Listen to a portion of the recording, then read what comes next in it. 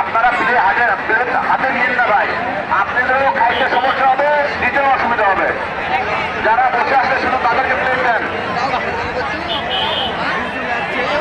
যারা দাঁড়িয়ে আছে তাদেরকে কোনো প্লেট দিন না।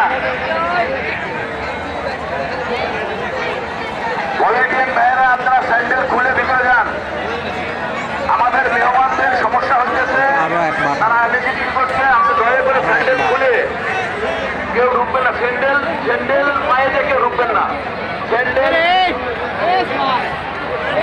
যারা দাঁড়িয়ে আছে তাদেরকে কোনো প্লেট দিন না, তাদেরকে কোনো খাবার দিন না, তাহলে বিশৃঙ্খল হবে। 10 মিনিট ওয়েট করেন আপনারা প্লিজ।